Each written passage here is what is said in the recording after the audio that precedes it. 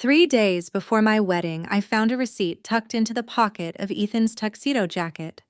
It wasn't mine.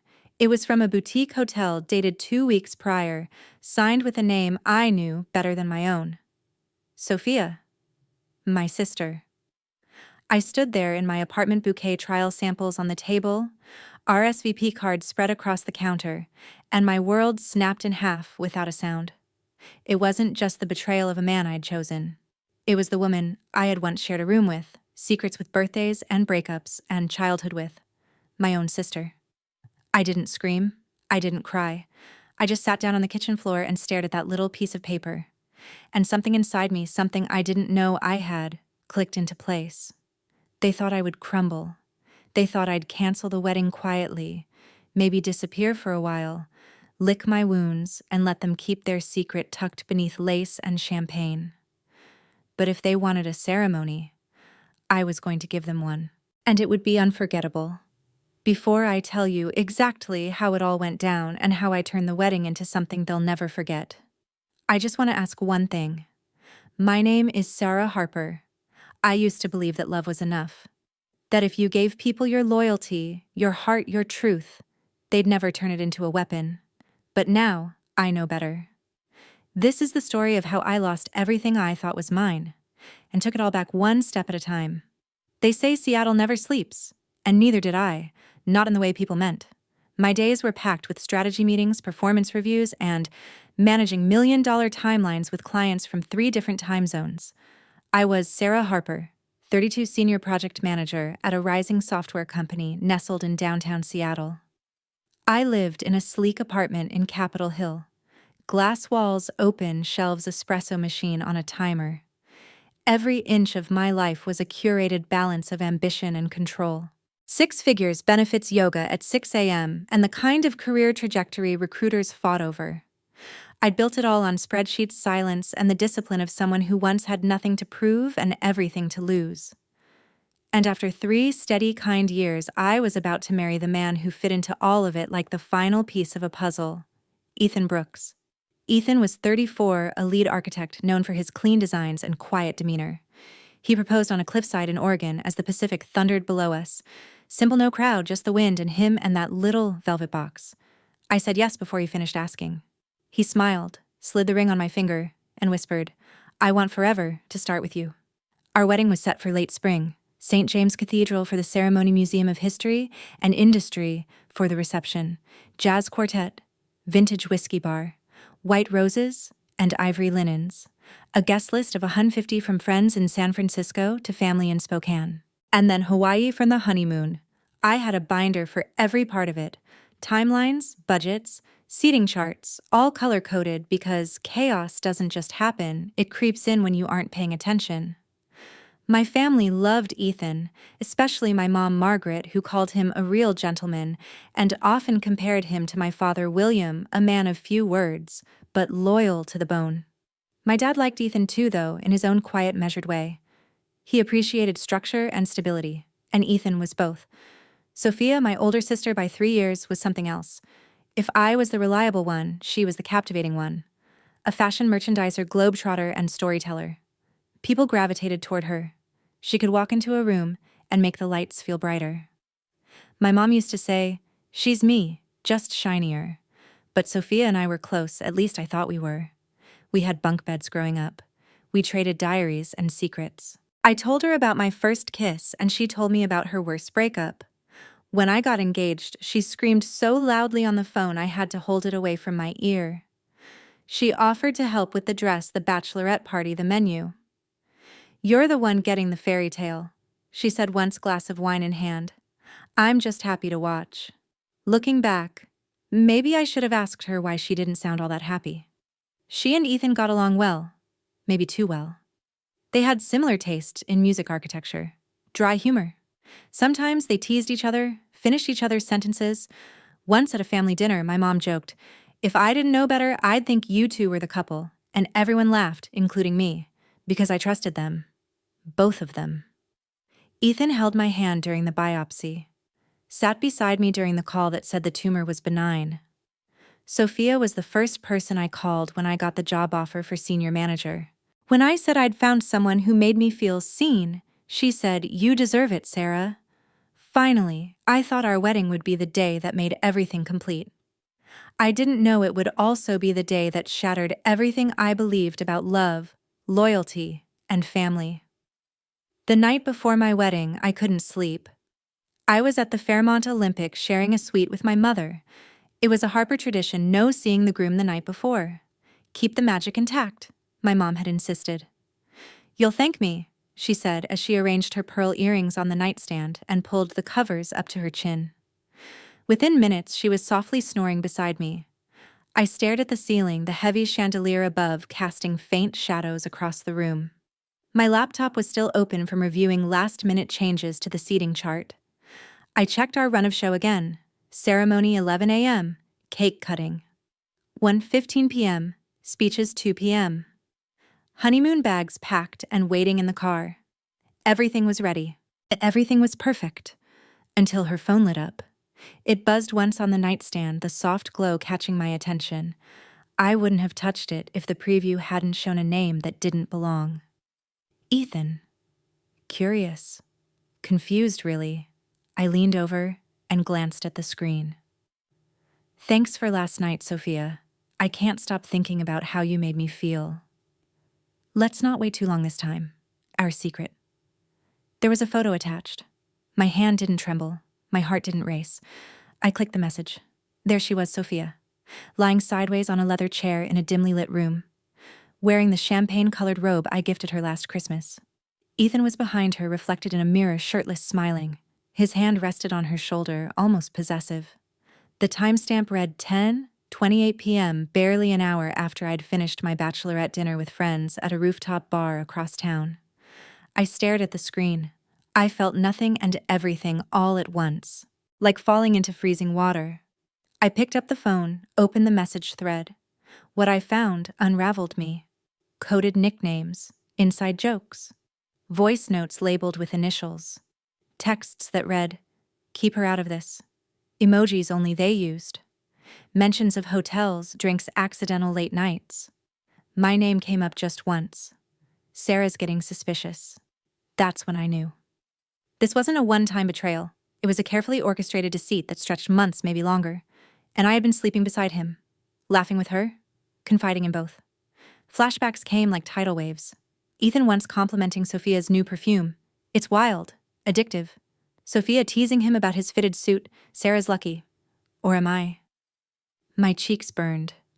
Not with shame, but recognition of every red flag I'd dismissed, every glance I hadn't questioned, every late-night meeting I'd rationalized. And then came the voice memo, sent from Sophia's number on the day I'd gone to try on my wedding dress alone because she'd claimed a work emergency. It played in her voice, husky and cold. "He's worth more than some white dress and Pinterest-perfect ceremony. She doesn't deserve him. Never did." I sat motionless. The light from the phone cast a cold glow on my lap. My mother stirred and turned over beside me. I watched her sleep, peaceful, unaware of the war erupting 3 feet away. I didn't cry. I didn't scream. I didn't throw the phone. Instead, I stared out the window. The Seattle skyline blinked back at me through the rain. I could hear cars far below honking, rushing unaware. Life kept moving, and somewhere in another hotel they were probably sleeping side by side, or laughing, or rehearsing their lies. That night, I stopped being a bride. I became the collateral damage of 2 people I'd trusted with everything. But I also became something else, awake. And that was the beginning. I didn't confront her. I didn't wake my mother. I moved through the room like a ghost in someone else's story, one I no longer recognized as my own. I slipped out of bed, grabbed my laptop from the desk, and sat cross-legged on the floor beside the window. Rain tapped against the glass like it had been trying to warn me all along. I opened a new folder on my desktop and labeled it The Wedding. Inside, I dropped every photo, every message, every voice memo I had captured from my mother's phone. I exported it all, stamped it, encrypted it, and uploaded it to a private Google Drive. As I watched the progress bar move, I didn't feel rage or heartbreak. I felt awake. Then I opened a blank web page and began building. A clean white background, a silver border, centered in a single elegant font. A wedding gift from the bride. Below it, just a link to the archive. No accusations, no captions.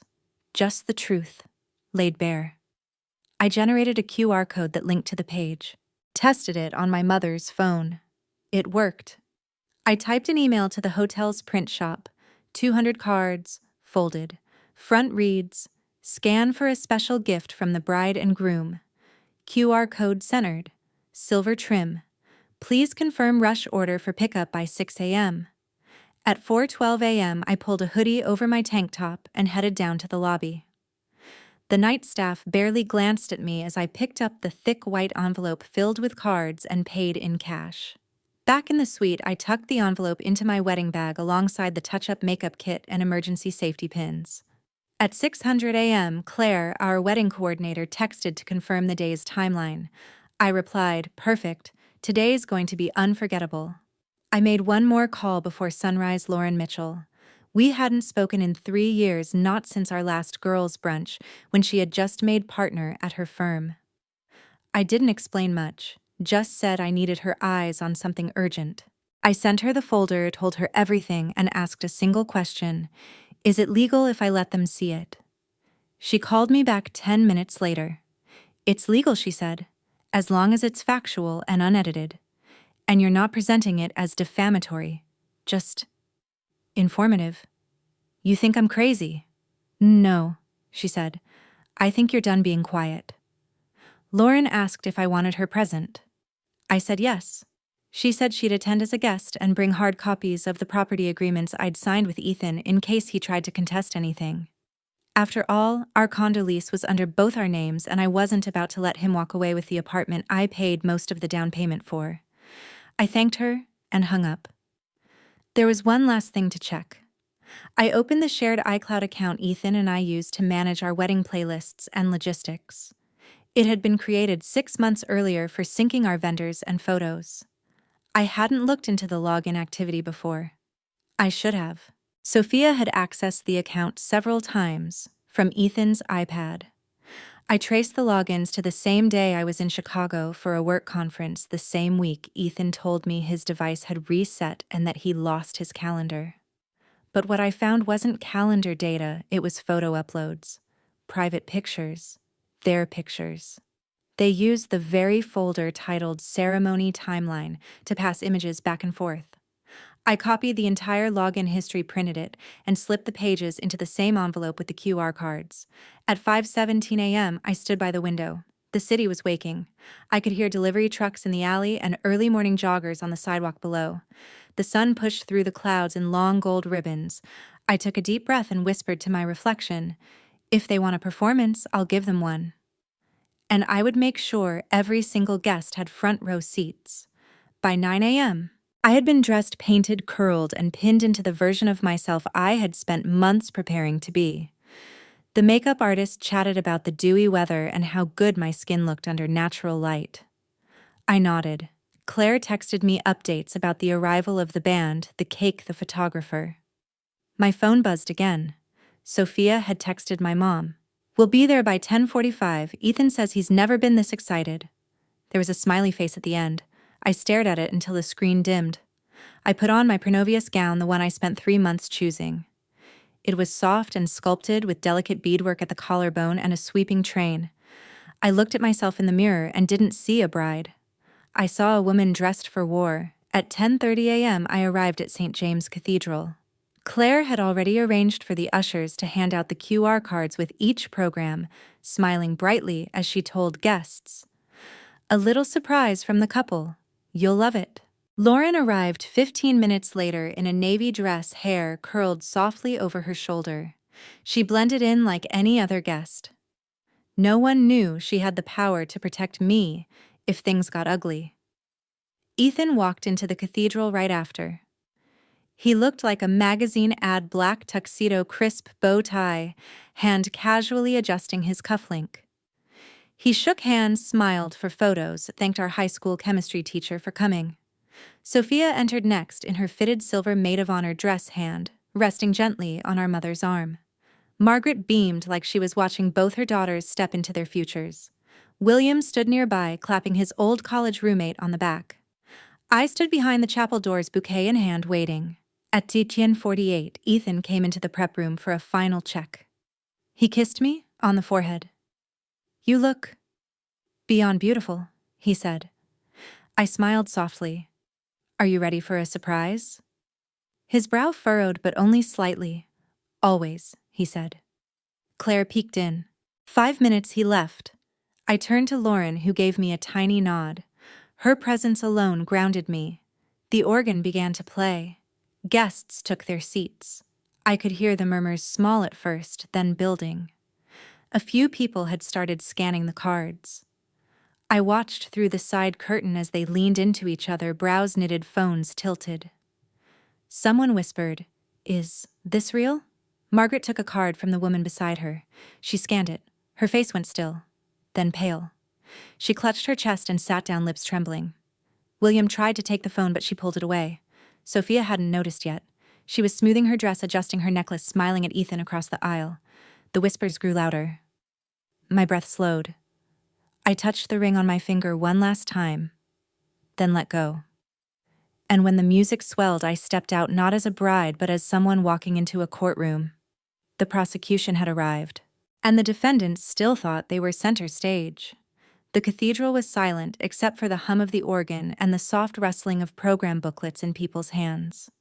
I stood at the altar, shoulder to shoulder with the man I had once believed was the love of my life.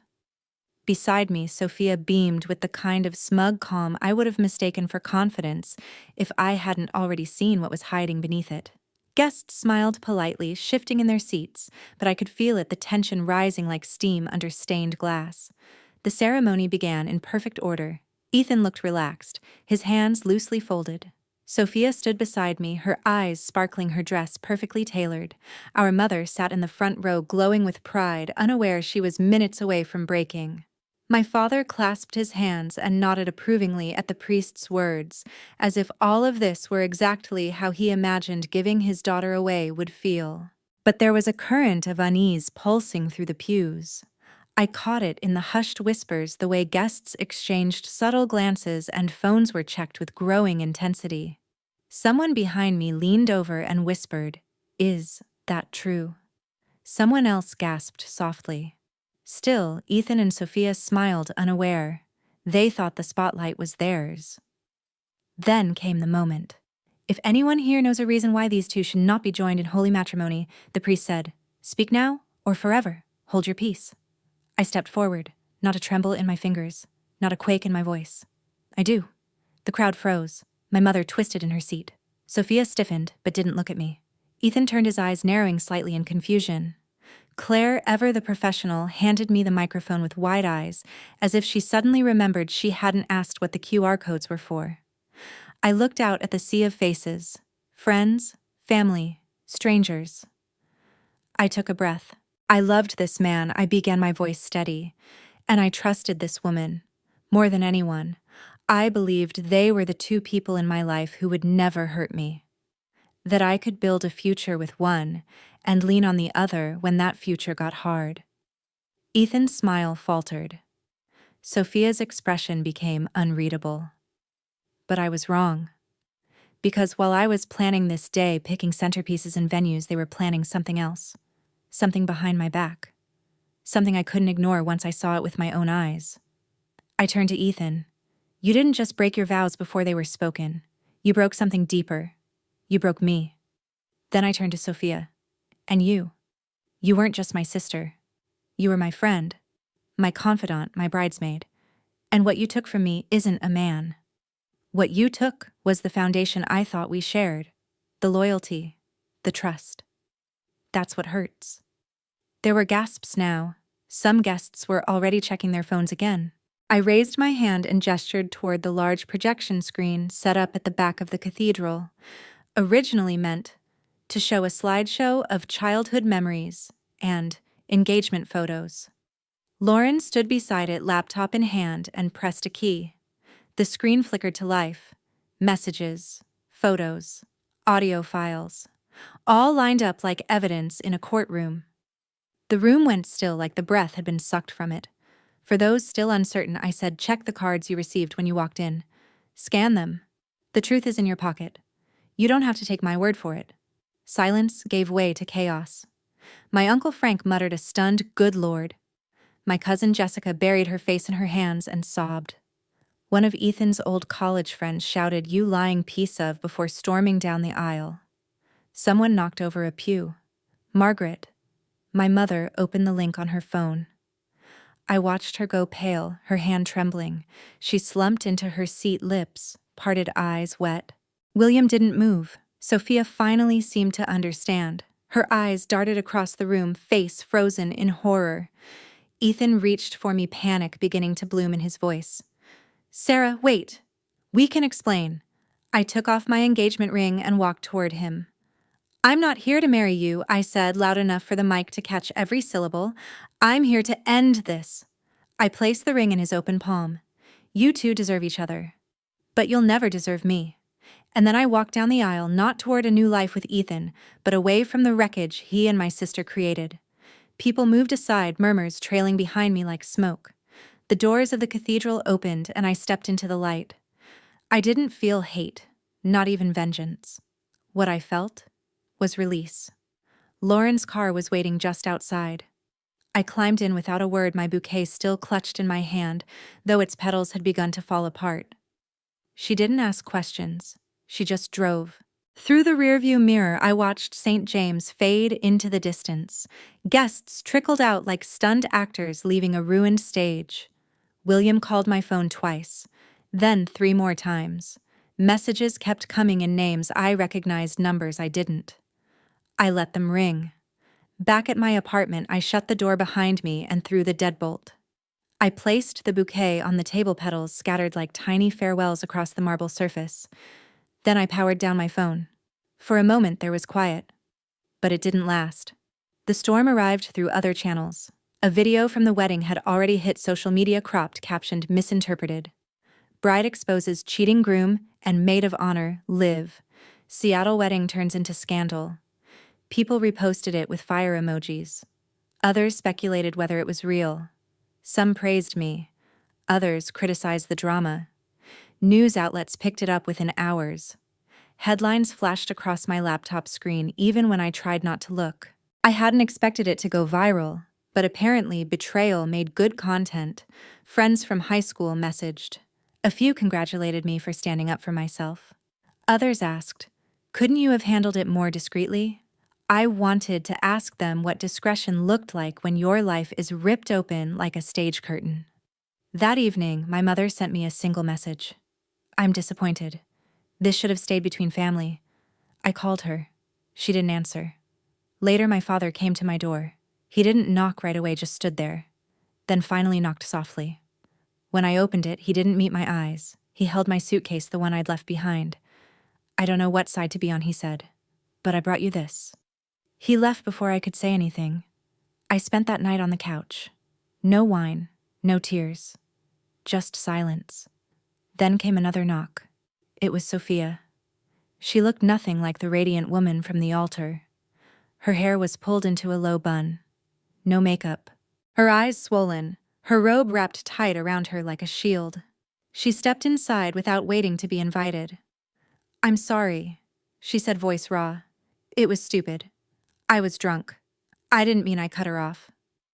I walked to my kitchen drawer, pulled out the printed text from March. Ethan's message to her. "We have to be more careful. Sarah's starting to notice." I handed it to her. She read it, hands trembling, and didn't argue.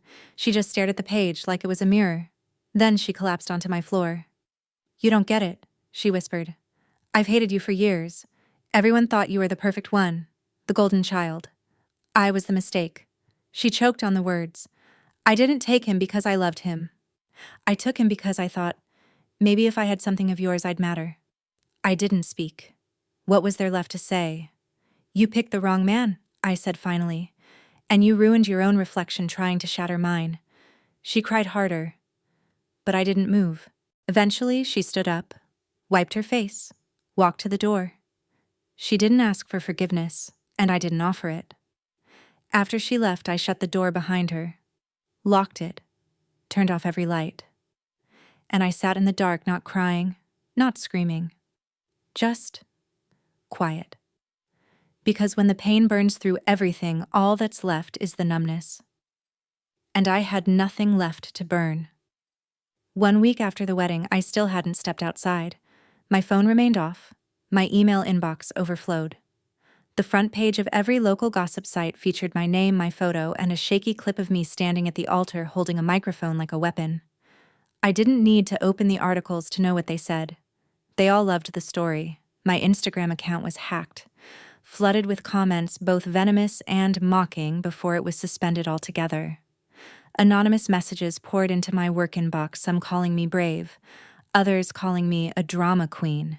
By midweek, my company sent an official email asking me to take some time away for mental clarity. The HR language was polished. The intent was clear. I had lost my job. I had lost my fiancé. I had lost my sister. And slowly, I was beginning to lose the belief that anyone might stand beside me. People I had known for years quietly unfollowed me. A colleague I used to have coffee with every Wednesday sent a short message. Sophia was wrong. But maybe it didn't have to be so public. I read the words 3 times before deleting them. What she meant was clear. No one wants truth if it disrupts their comfort. It doesn't matter who was wrong. It only matters who made it uncomfortable. I wanted to scream, I didn't choose this. But what was the point? The moment you step out of line, especially as a woman, you become either hysterical or cruel. There's no space between. I spent days in my apartment blinds half closed, barely eating. My body moved like it was made of glass, afraid to shatter. But the real cracks were inside, silent and deep. At night, the memories came back with new angles. My wedding distorted. In my dreams, Sophia wore white, Ethan stood beside her, and I was the one no one noticed. They kissed while the guests pointed and laughed. I woke soaked in sweat. One night, I opened the sliding door to the balcony just to feel cold air against my skin. My legs felt weak. I sat down on the concrete floor, eyes scanning the skyline I used to find so inspiring. Now it looked foreign, indifferent. I no longer felt like it belonged to me. Then a message appeared. It was from Ryan. Ryan had always been close to Ethan. I remembered how he delivered the best man toast at our engagement dinner, how he called me Ethan's anchor. I hadn't expected to hear from him again. He wrote, I don't want to intrude, but if you ever need someone to walk with, I'm here. I didn't answer at first, but the next day, I replied. He met me at Cal Anderson Park with 2 coffees in hand. We sat on a bench watching kids play soccer in the distance. He didn't say much at first. Neither did I. After a while, he spoke. I knew there was something going on between them, he said quietly. Not at first. But I saw looks. Long silences. I told Ethan to be careful. He shrugged it off. I should have done more. He didn't offer platitudes. He didn't excuse what happened. He just sat with me in my silence, and for the first time in days, I didn't feel like a pariah. I felt like a person. But that night, the dreams returned. This time, I was in the cathedral again, but the pews were filled with strangers wearing my face, all judging me. The walls closed in. I screamed, but no sound came out. I woke up gasping. I made an appointment with a therapist the next morning. After a full evaluation, I was diagnosed with acute stress response, bordering on trauma-induced anxiety. I wasn't surprised. I'd felt broken for weeks, like the grief had nested in my chest and made a permanent home there. At the end of my first session, the doctor asked gently, if you had a chance to go back, would you choose silence instead? I thought for a moment, then answered, I don't regret speaking. I just wish the world knew I wasn't trying to destroy anything. I was just the only one who refused to pretend. And in that moment, I realized I hadn't lost my voice. It had just been buried under the noise. 2 months had passed since the wedding. The city had begun to bloom into spring, but I was still living like it was midwinter. I hadn't deleted the wedding folder on my desktop. I hadn't opened it either. Then on a quiet afternoon, I received an email. The subject line read, not asking for forgiveness, just the truth. It was from Ethan. He said he had lost his job, that after everything went public, his firm let him go quietly. Most of his friends stopped answering his calls. He moved to Portland, Started sleeping on a friend's couch. Sophia, he said, lost her biggest contract after a client watched the video online. Her reputation built on image and charm crumbled in a week. He said the affair started after a Christmas party. I had been away on business and he and Sophia had been drinking. One thing led to another and they told themselves it was a mistake. But it didn't stop. They fed each other excuses and thrills and loneliness. Then he wrote something I hadn't expected. "You were too good, Sarah. Too steady. Too whole. I felt like I had to break something to belong, and instead of becoming better, I pulled you down. You didn't deserve that. You never did." He ended with this: "You're the only one in this story who walked away with dignity. I just wanted you to know." I didn't reply, but a week later, I wrote a letter to Sophia. I didn't attack her. I didn't curse her name. I wrote only what I needed to say. I hope one day you'll learn to stop hurting people to feel important. I hope you find worth that doesn't come at someone else's expense. I don't hate you, but I don't want you in my life. It was the first time I spoke to her, not as a sister, not as a victim, but as someone who had nothing left to lose. I sealed the envelope, dropped it in the mailbox, and walked away. That same week my mother called. Her voice broke on the first word. I was wrong. There was no preamble, no defense. She said she had blamed me because it was easier than facing her own failure. Watching two daughters tear each other apart had shattered something inside her. I just couldn't admit that the family I built cracked from the inside. We met at Pike Place Market. I waited for her at a corner table, unsure if I could sit across from her without crying. But when she arrived, she reached across the table, took my hand, and said, "You had every right to be angry, and you were braver than I'll ever be." We sat there for nearly 2 hours. No tension, no accusations, just the slow work of rebuilding something neither of us thought possible. When I returned to my apartment that evening, the sky was lavender and gold. I opened the windows. Fresh air spilled in. I let it fill the corners of my space, clearing out everything old, everything tired. A new email was waiting in my inbox. It was a job offer from a tech firm in Denver. Senior project lead on an AI initiative. I stared at it for a long time. For the first time in months, the idea of leaving Seattle didn't feel like an escape. It felt like a step forward. Not to run, but to begin again. On my own terms. 1 month after meeting my mother at Pike Place Market, I stood in my new apartment in Denver, watching the clouds sweep across the peaks of the Rocky Mountains. From the 11th floor of a building in Lodo, I could see the sky stretch wide, bigger than anything I had let myself imagine in months. When the job offer came from the Denver office, I hesitated. Not because I didn't want it, but because I wasn't sure what it meant to leave Seattle behind. Seattle had been the place where I built my career, fell in love, planned a wedding. It had also been the place where my life collapsed in front of 150 people. I didn't want to run. I wanted to choose differently. And for the first time in a long time, I wasn't staying out of fear. So I packed up my things, what little I had left that hadn't been stained by memory, and I flew to Colorado. The project was ambitious, a new AI platform designed to support ethical decision-making in medical diagnostics. I was leading a team of 12 engineers, data scientists, researchers. They didn't know my story. They didn't whisper when I entered the room. They treated me like I was just their boss. And I was grateful for that quiet mercy. Among the team was Anna, a spirited woman with a quick laugh and an obsession with climbing. She invited me on hikes every weekend, no pressure, no explanations. One Saturday, after we reached the summit of a trail outside Boulder, she looked at me and said, "You made it. Whatever happened before, you survived. Now you get to live." And I believed her. At a conference on AI ethics hosted downtown, I met Daniel. He introduced himself with a gentle smile and a question about the keynote speaker. He had eyes that didn't pry and a voice like soft gravel. We talked over lukewarm hotel coffee, then exchanged emails. What followed were quiet weekends spent walking through bookshops, long conversations over pho, and the occasional Sunday morning where I found myself laughing at something simple and human again. I didn't tell him everything. Not right away. But I didn't need to. He didn't ask. In mid-June, I received a letter in the mail. Real paper, blue ink.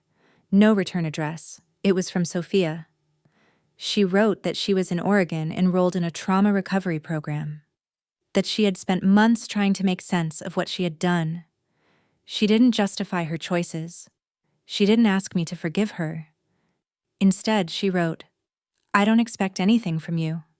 I just want you to know I'm trying to become someone you wouldn't hate." She spoke of our childhood of always feeling second best, of comparing herself to me, resenting me needing to take something to prove she could, and that in doing so, she had broken something in herself too. I didn't cry reading the letter. I didn't scream. I folded it and placed it inside a wooden box I kept on my windowsill. I didn't respond, but I felt something shift. It wasn't relief. It was recognition. The pain I carried had finally been acknowledged. Not explained away, not minimized, just seen. A few days later, I received an email from Ryan. "I heard you left Seattle," he wrote. "I won't ask why, but I hope it means you're finally choosing yourself." I replied simply, "Thank you for sitting beside me that day. I didn't need advice. I just needed someone not to walk away." That night, I began writing again. Not in a journal, not for friends, but for strangers, an anonymous blog I titled with no name, no photo. Just words. I wrote about betrayal, about silence, about what it means to rebuild when every piece of your past feels radioactive. I didn't want to be known. I just wanted to speak. 6 months had passed since the day I left St. James Cathedral behind. I now stood at Red Rocks Park, the golden edge of summer curling into the sky, Daniel beside me. We didn't say much. We didn't need to. The silence between us had never been awkward. It had always felt like space to breathe. We looked out across the valley, the wind wrapping gently around us. The Rockies loomed in the distance, steady and unmoved. I no longer had nightmares. I could hear Ethan's name without flinching. I could walk past a bridal shop and not feel the sting of remembering. I no longer defined myself by what I had lost. I had begun to understand what I had found in the aftermath: clarity, resilience, and something close to peace. My mother called every Sunday. We took online cooking classes together, mostly Italian dishes that always turned out slightly overcooked on her end and too salty on mine. But we laughed, and that mattered more than any recipe. She had stopped being the woman who needed perfection, and I had stopped being the daughter who believed love was something earned. One morning, I woke to find that a blog post I'd written titled, "To the Girl Who Thought Her Wedding Would Fix Everything," had been shared by a major women's network. My inbox flooded with anonymous messages from readers around the world. Some shared stories of betrayal.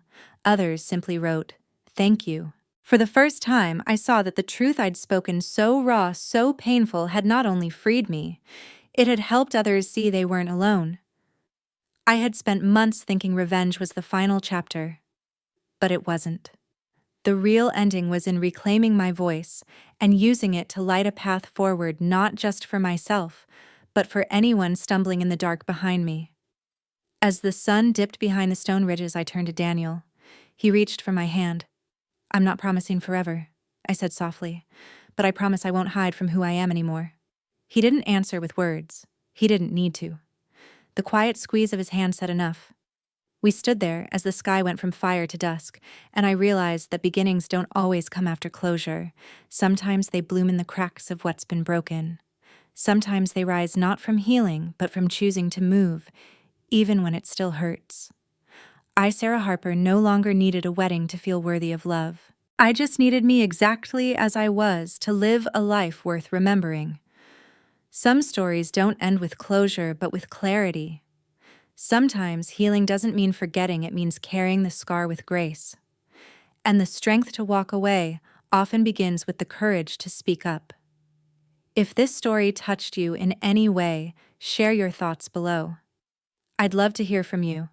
Don't forget to follow, like, or subscribe. Every voice matters, and so does yours.